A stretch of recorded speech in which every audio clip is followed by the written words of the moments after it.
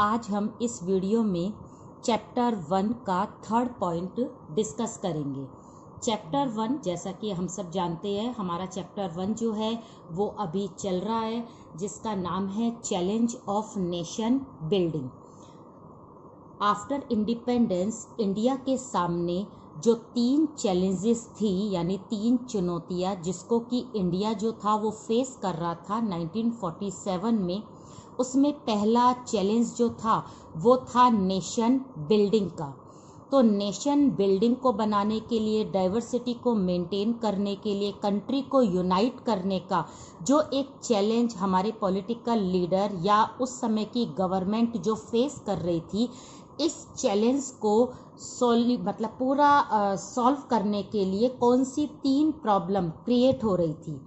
बाकी की 2 प्रॉब्लम हमने लास्ट वीडियो में ब्रीफली डिस्कस कर लिए। यहाँ हम लास्ट थर्ड प्रॉब्लम को देखते हैं कि इसको हमारी सरकार ने और हमारे पॉलिटिकल लीडर ने किस तरह से सॉर्ट आउट करा था। इसमें पहली प्रॉब्लम थी प्रिंसली स्टेट को, जिसको कि सरदार वल्लभ भाई पटेल ने बड़ी आराम से सॉल्व कर लिया था। दूसरी प्रॉब्लम पार्टीशन को लेकर थी, जिसको कि समय के साथ हम सब ने फेस किया और उसको भी धीरे धीरे सॉर्ट आउट किया गया। और जो लास्ट प्रॉब्लम थी वो थी स्टेट रीऑर्गेनाइजेशन।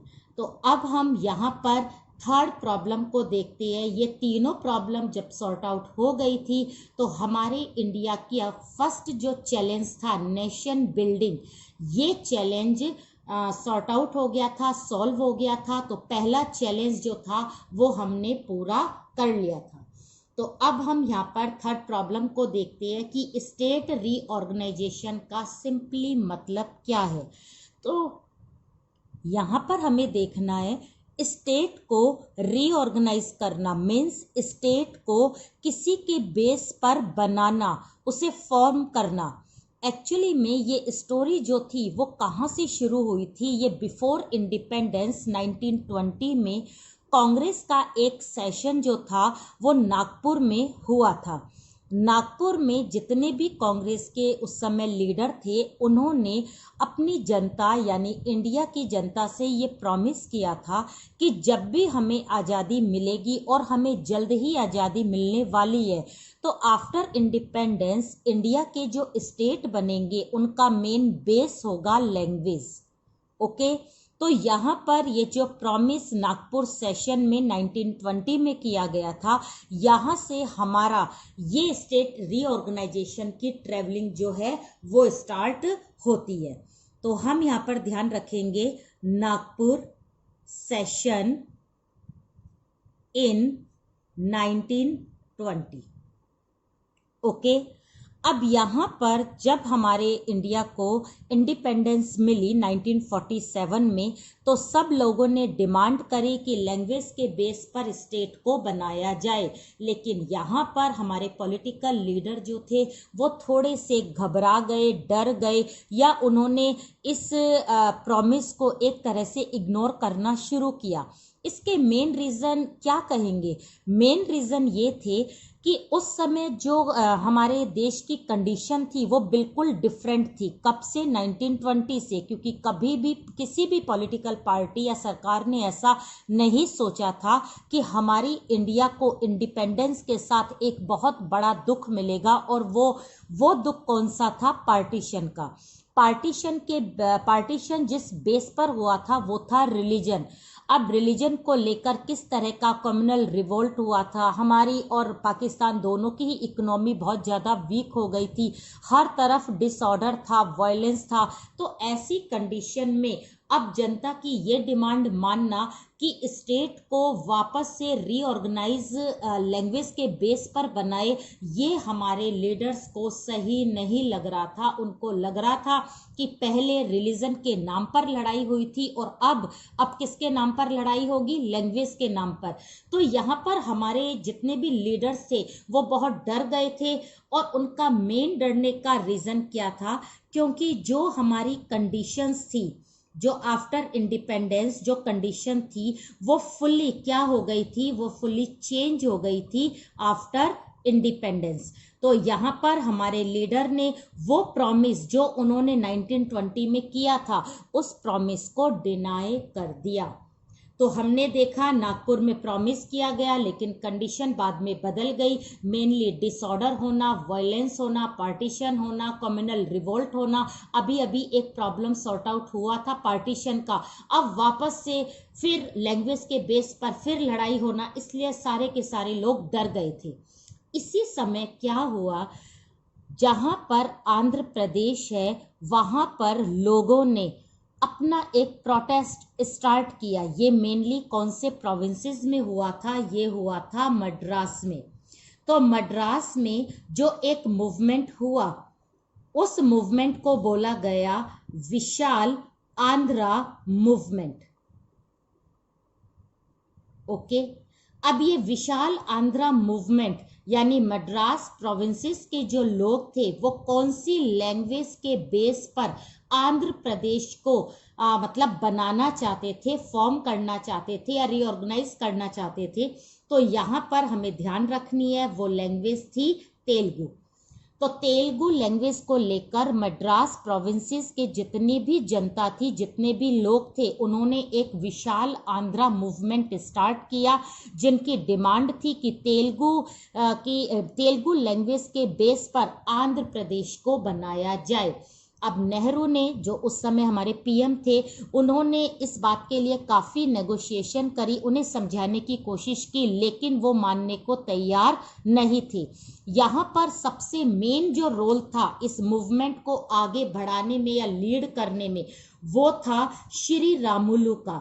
अब ये श्री रामुलु कौन थे, ये आपको ध्यान रखना है कि श्री रामुलु जो थे वो महात्मा गांधी के बहुत बड़े फॉलोवर थे, डिसाइपल थे। उनके सारे प्रिंसिपल को ये फॉलो करते थे, मेनली नॉन वायलेंस के जो पाथ था उसी पर ये चलते थे। लेकिन इनकी ये डिमांड थी कि तेलुगु के बेस पर आंध्र प्रदेश को जल्द से जल्द बनाया जाए। यहाँ पर लीडर समझ रहे थे उनकी बात, लेकिन वो मतलब ये चीज़ इम्प्लीमेंट करने से डर रहे थे। तो यहाँ पर श्री रामुलु ने इनडेफिनेट फास्ट रखने शुरू करे और फाइनली उनके फास्ट जो 56 डेज चले थे और 56 दिन बाद उनकी डेथ हो गई, इसी फास्ट को करते हुए और इसी स्ट्राइक या धरने को करते हुए। तो यहाँ पर जैसी उनकी डेथ की इंफॉर्मेशन सारी जगह पर पहुंची, पूरे के पूरे मद्रास प्रोविंसेस के जो लोग थे वो सड़क पर उतर आए, अपने घर बार को उन्होंने छोड़ दिया और प्रोटेस्ट जो था वो और ज़्यादा एग्रेसिव हो गया। जो प्रोटेस्ट नॉन वायलेंस से चल रहा था वो अब कैसे चल रहा था? With violence. ये देखकर हमारे जो लीडर थे, हमारी जो पॉलिटिकल पार्टी की जो सरकार थी, वो थोड़ा सा डर गई है। उनको ऐसा लगा कि नहीं, हमें तेलुगु के बेस पर आंध्र प्रदेश को बनाना चाहिए। तो श्री रामुलु के इतने एफर्ट्स के बाद लास्ट फाइनली 1952 में तेलुगु के बेस पर किसको बनाया गया? आंध्र प्रदेश। ओके, तो अब ये आंध्र प्रदेश जो था वो फॉर्म्ड हो गया, बन गया 1952 में। अब तो मुश्किल और ज़्यादा बढ़ गई। अब मुश्किल क्यों ज़्यादा बढ़ गई? क्योंकि बाकी के जो स्टेट थे, बाकी की जो लैंग्वेज के लोग थे, उन्होंने भी प्रोटेस्ट करना स्टार्ट कर दिया। उन्होंने कहा जब तेलुगु के बेस पर आंध्र प्रदेश बन सकता है तो बाकी लैंग्वेज के बेस पर बाकी के स्टेट क्यों नहीं बन सकते? तो यहाँ पर अगर स्टेट को आप ऑर्गेनाइज कर रहे हो, बना रहे हो, फॉर्म कर रहे हो, तो सभी लैंग्वेज को प्रोटेक्शन मिलनी चाहिए। तो यहाँ पर जो नेहरू थे उन्होंने बहुत बड़ा एफर्ट्स करा, इसलिए हम इस स्टेट रीऑर्गेनाइजेशन का पूरा क्रेडिट किसको देते हैं? नेहरू को देते हैं। नेहरू ने नेशन बिल्डिंग बनाने में इस प्रॉब्लम को बड़े आराम से सॉर्ट आउट करा था, क्योंकि उन्होंने एक एसआरसी नाम के कमीशन को सेटअप किया था। SRC means state reorganisation commission. Okay, तो ये स्टेट रीऑर्गेनाइजेशन कमीशन जो था ये कब सेटअप हुआ था? आंध्र प्रदेश के नेक्स्ट ईयर, क्योंकि आंध्र प्रदेश बनते ही उस साल प्रोटेस्ट होना शुरू हुआ। तो अगले साल नेहरू की गवर्नमेंट ने एसआरसी को बना दिया 1953 में। मेनली इसका काम क्या था? इसका काम था कि पूरी इंडिया में इस बात को सर्च करना कि इंडिया में कितनी लैंग्वेज बोली जाती है, ताकि उस बेस पर हम यहाँ पर अपने स्टेट बना सके। तो जब एसआरसी ने पूरा सर्च करा, सर्च करने के बाद अपना प्रपोजल उसने कितने साल बाद यानी 1956 में रिप्रेजेंट करा, किसके आगे? सेंट्रल गवर्नमेंट के सामने। तो यहाँ पर हमें यह ध्यान रखना है कि 53 में बनने के बाद इसने अपना प्रपोजल जो दिया था वो 1956 में सेंट्रल गवर्नमेंट के सामने दिया। अब यहाँ पर इसने कौन कौन सी बातें रखी थी वो हमें ध्यान रखनी है। एक तो इसने कहा था कि हमारी इंडिया में नियर अबाउट 16 लैंग्वेज जो है वो बोली जाती है, इसलिए स्टेट भी कितने बनने चाहिए? 16। यहाँ पर नेहरू ने इसमें थोड़ा सा मतलब मॉडिफाई करके, थोड़ा सा देखकर, डिस्कस के बाद ये फाइनली डिसीजन हुआ कि 1956 के बाद इस आर्टिकल के इम्प्लीमेंट होने के बाद हमारी इंडिया में 14 स्टेट्स जो है वो बनेंगे और इसके साथ कितनी यूनियन टेरिटरीज होगी? 6 यूनियन टेरिटरीज जो होगी वो फॉर्म होगी। तो पहला प्रपोजल तो ये था। सेकंड प्रपोजल ये था एसआरसी का कि यहाँ पर लैंग्वेज जो ज़्यादा बोली जाती है उनके तो 14 स्टेट बन गए हैं, लेकिन कुछ लैंग्वेज ऐसी है जो बोली तो जाती है लेकिन उनके स्टेट नहीं बन सकते क्योंकि वो मेजॉरिटी में नहीं है। ठीक है, तो वो क्या है? वो माइनॉरिटीज लैंग्वेज है। तो ऐसी माइनॉरिटीज जो लैंग्वेज है ये एसआरसी कह रही है कि जो माइनॉरिटीज में आ रहे हैं, जो लैंग्वेज के बेस पर जो माइनॉरिटीज में है उनको राइट्स दिए जाए, उनको प्रोटेक्शन दी जाए। ये डिमांड की गई कि अगर हम माइनॉरिटीज ग्रुप्स को प्रोटेक्शन नहीं देंगे तो ये कभी भी हमारी इंडिया के साथ जुड़ नहीं पाएंगे।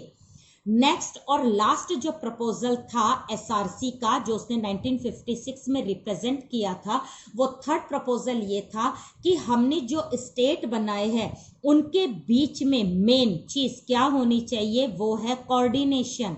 अगर कोऑर्डिनेशन और हेल्प या फिर म्यूचुअल अंडरस्टैंडिंग आपस में नहीं रही तो हो सकता है इनके बीच में कॉन्फ्लिक्ट हो और डिस्प्यूट हो।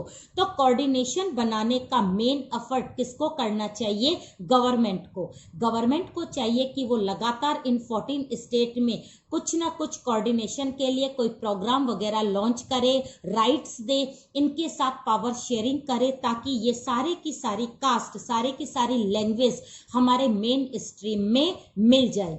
तो इस तरह से एसआरसी जो है वो 1953 में बनी थी और इसने 4-5-16 साल में इसने क्या करा? अपना प्रपोजल पेश किया, रिप्रेजेंट करा सेंट्रल गवर्नमेंट के सामने, जिसमें पहली डिमांड थी 16 स्टेट को, 16 को मॉडिफाई करके 14 स्टेट करा गया। तो 14 स्टेट प्लस 6 यूनियन टेरिटरीज को बनाया गया।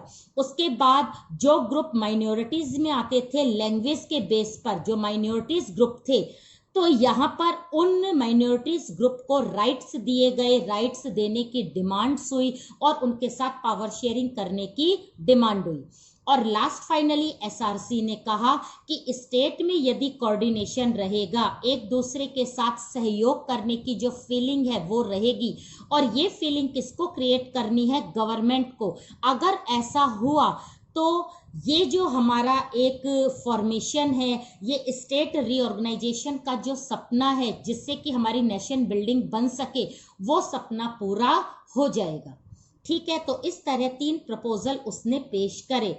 अब यहाँ पर इस प्रपोजल के बाद जब इसको इम्प्लीमेंट किया गया तब भी हमारे जो लीडर थे और हमारी जो गवर्नमेंट थी वो डरी हुई थी। क्यों? क्योंकि उनको अब भी डर था कि जैसे ये प्रपोजल पास हो जाएगा, इम्प्लीमेंट हो जाएगा, कहीं लोगों में डिस्प्यूट ना हो जाए, फिर वही ना हो जाए जो कि पार्टीशन के बाद हुआ था, क्योंकि उन्होंने बहुत बड़ा एक दुख झेला था पार्टीशन का। अब वो नेक्स्ट कोई भी ऐसी परेशानी को झेलने के लिए तैयार नहीं थे। तो यहाँ पर हमें देखना है कि एसआरसी जो है उसके आउटकम्स क्या हुए। ठीक है, तो एसआरसी की इन प्रपोजल का रिजल्ट क्या हुआ? तो पहला रिजल्ट तो ये हुआ, कोई भी वायलेंस जो था वो नहीं हुआ। सबसे पहली चीज तो हमें ये ध्यान रखनी है, किसी तरह का लैंग्वेज के बेस पर कोई वायलेंस नहीं हुआ। जिन स्टेट को यानी जिन लैंग्वेज के बेस पर स्टेट बनाए गए और जिन लैंग्वेज के बेस पर स्टेट नहीं बनाए गए, दोनों के बीच में कोई कॉन्फ्लिक्ट नहीं हुआ, जिसका कि हमारे लीडर को डर था। दूसरी चीज, हमारे जितने भी स्टेट बनाए गए, ये 14 स्टेट की जो फॉर्मेशन थी, जो प्रोसेस थी, ये बहुत पीसफुली तरीके से क्या हुई, पूरी हुई। ओके, तो पीसफुली तरीके से ये पूरी प्रोसेस, पूरी प्रक्रिया चली और आराम से हमने 14 स्टेट प्लस 6 यूनियन टेरिटरीज को बनाया। यहाँ पर जो लीडर के मन में जो डर था वो डर निकल गया, क्योंकि उनको लगा कि अब जो है ये जब मतलब बन गए हैं सारे स्टेट, तो स्टेट के बीच में कोई वायलेंस नहीं हुआ, किसी तरह की कोई ऐसी घटना या इंफॉर्मेशन नहीं आई जो कि बुरी लगे। तो इस तरह से सबका जो निर्माण हुआ सारे स्टेट का, वो बहुत शांतिपूर्ण तरीके से हो गया। इसके बाद नेक्स्ट और लास्ट हमारा जो एसआरसी का रिजल्ट है वो ये है कि तब से लेकर आज तक ये सारे के सारे स्टेट जो है वो आपस में एक डेमोक्रेटिक प्रोसेस को एनकरेज करते हैं। डेमोक्रेटिक प्रोसेस यानी सारे के सारे मिलकर कोऑर्डिनेशन से, कॉपरेशन से अपना लगातार अपनी लैंग्वेज को, अपनी कल्चर को शेयर करते हैं। कोई भी पर्सन दूसरे स्टेट में जाकर कभी भी दूसरी लैंग्वेज को डाउनग्रेड नहीं करता, अपनी लैंग्वेज को सुप्रीम नहीं समझता। ये फीलिंग जो थी, इस फीलिंग ने ही हमारे कंट्री में कैसा एटमॉस्फेयर क्रिएट करा, वो था डेमोक्रेटिक।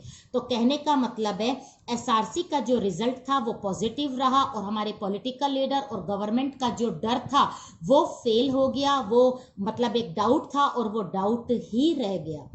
तो हमने यहाँ पर देखा अपने चैप्टर 1 को कि चैप्टर 1 में हमने सिर्फ एक चैलेंज लिया था और वो चैलेंज था हमारे इंडिया को यूनाइट करना, हमारे इंडिया को एक नेशन में कन्वर्ट करना, नेशन बनाना। उसकी 3 जो प्रॉब्लम थी, आज हम उस तीसरी प्रॉब्लम को हमने डिस्कस किया है, जिसका नाम था स्टेट रीऑर्गेनाइजेशन। इसमें मेन जो रोल प्ले करा था, मेजर रोल, वो थे नेहरू।